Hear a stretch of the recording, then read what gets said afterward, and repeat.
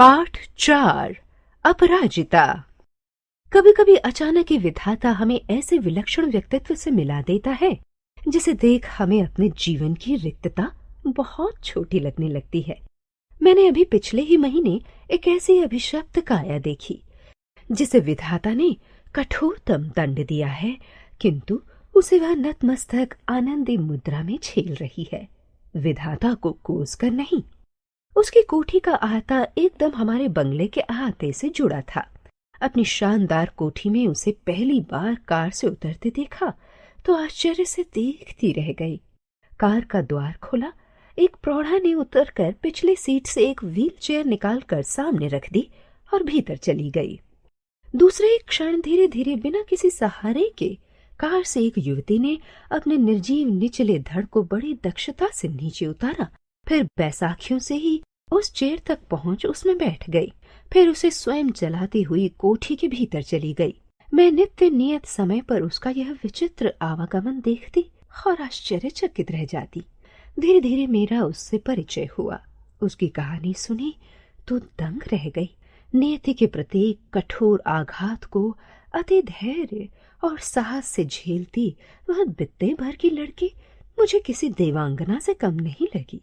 मैं चाहती हूँ कि मेरी इन पंक्तियों को लखनऊ का वह मेधावी युवक भी पढ़े जो आईएएस की परीक्षा देने इलाहाबाद गया था और लौटते वक्त चलती ट्रेन से गिरकर अपना दायां हाथ गवा बैठा था। वह अपना मानसिक संतुलन खो बैठा था, केवल एक हाथ खोकर ही उसने हथियार डाल दिए। इधर यह चंद्रा जिसका निचला धड़ है निष्प्राण मांस पिंड मात्र, उसके चेहरे पर विषाद की एक रेखा भी नहीं, अदम्य उत्साह और जीने की उत्कट जिजीविषा तथा महत्वाकांक्षाएं। मैडम, आप लखनऊ जाते ही क्या मुझे ड्रग रिसर्च इंस्टीट्यूट से पूछकर यह बताएंगी कि क्या वहां आने पर मेरे विषय माइक्रोबायोलॉजी से संबंधित कुछ सामग्री मिल सकेगी? मैडम, आप कह रही थी कि आपके दामाद हवाई के ईस्ट वेस्ट सेंटर में हैं।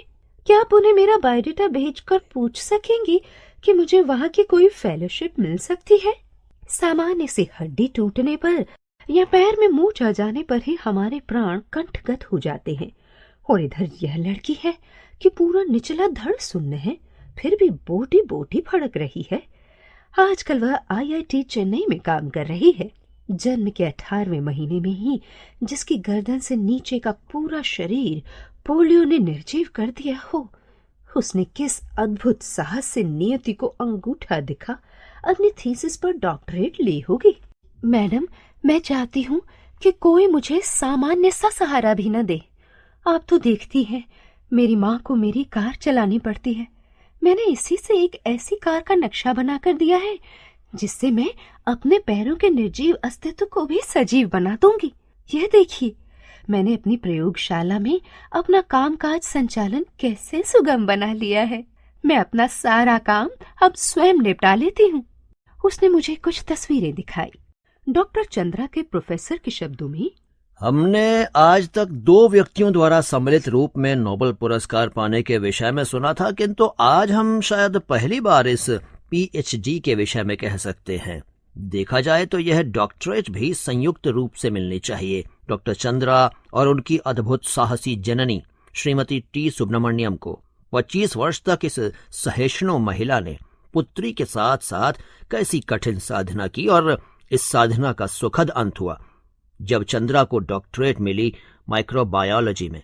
अपंग स्त्री पुरुषों में इस विषय में डॉक्टरेट पाने वाली डॉक्टर चंद्रा प्रथम भारतीय हैं। श्रीमती सुब्रमण्यम मुझे बताने लगी, मेरे गर्भ में तब इसका भाई आ गया था। इसके भयानक अभिशाप के बावजूद मैंने कभी विधाता से यह नहीं कहा कि हे प्रभु, इसे उठा लो। मैं निरंतर इसके जीवन की भीख ही मांगती रही। यह केवल सिर हिलाकर इधर उधर देख भर सकती थी, न हाथों में गति थी न पैरों में। फिर भी मैंने आशा नहीं छोड़ी। एक ऑर्थोपेडिक सर्जन की बड़ी ख्याति सुनी थी, वहीं ले गई। 1 वर्ष तक कष्ट साध्य उपचार चला और एक दिन स्वयं ही इसके ऊपरी धड़ में गति आ गई। हाथ हिलने लगे, नन्ही उंगलियां मुझे बुलाने लगी। निर्जीव धड़ को मैंने सहारा देकर बैठना सिखा दिया। जब यह 5 वर्ष की हुई तो मैं ही इसका स्कूल बनी। मेधावी पुत्री की विलक्षण बुद्धि ने मुझे चमत्कृत कर दिया। बंगलुरु के प्रसिद्ध स्कूल माउंट कार्मल में उसे प्रवेश दिलाने के लिए मुझे स्कूल के द्वार पर लगभग धरना ही देना पड़ा। वहां की मदर ने कहा, हमें आपकी पुत्री से पूरी सहानुभूति है, पर इसकी व्हील चेयर लेकर कौन क्लासरूम में घुमाता फिरेगा। मैंने उन्हें विश्वास दिलाया, मदर, मैं हमेशा उसके साथ रहूंगी। और फिर पूरी कक्षाओं में अपंग पुत्री की कुर्सी की परिक्रमा मैं स्वयं कराती। पुत्री ने बीएससी तथा एमएससी में प्रथम स्थान प्राप्त किया तथा कई स्वर्ण पदक जीते। डॉक्टर चंद्रा को उसके माता पिता ने पेंसिल्वानिया से एक व्हील चेयर मंगवा दी थी, जिसे डॉक्टर चंद्रा स्वयं चलाती हुई पूरी प्रयोगशाला में बड़ी सुगमता से घूम सकती थी। लेदर जैकेट में ज़िरब अख्तर की तरह कसी उस हंसमुख लड़की को देख मुझे युद्ध क्षेत्र में डटे राणा सांगा का स्मरण हो आता है। एक दिन वह बोली, मैडम, आप तो लिखती हैं। मेरी ये कविताएं देखिए, कुछ दम है क्या इनमें? मैंने जब वे कविताएं देखी तो आंखें भर आईं। जो उदासी उसके चेहरे पर कभी नहीं आने पाई, वह अनजाने ही उसकी कविताओं में छलक आई थी। फिर उसने अपनी कढ़ाई बुनाई के नमूने दिखाए। लड़की के दोनों हाथ उसके पैरों का भी काम करते थे। गर्ल गाइड में राष्ट्रपति से स्वर्ण पदक पाने वाली वह प्रथम अपंग बालिका थी। उसे भारतीय और पाश्चात्य संगीत में भी रुचि है। डॉक्टर चंद्रा के एल्बम में उसकी माँ का बड़ा सचित्र है, जिसमें वे एक विशिष्ट पुरस्कार ग्रहण कर रही हैं, वीर जननी पुरस्कार। उस अद्भुत साहसी जननी शारदा सुब्रमण्यम के शब्द अभी भी मेरे कानों में गूंज रहे हैं। ईश्वर सब द्वार एक साथ बंद नहीं करता। यदि एक द्वार बंद करता है तो दूसरा द्वार खोल भी देता है।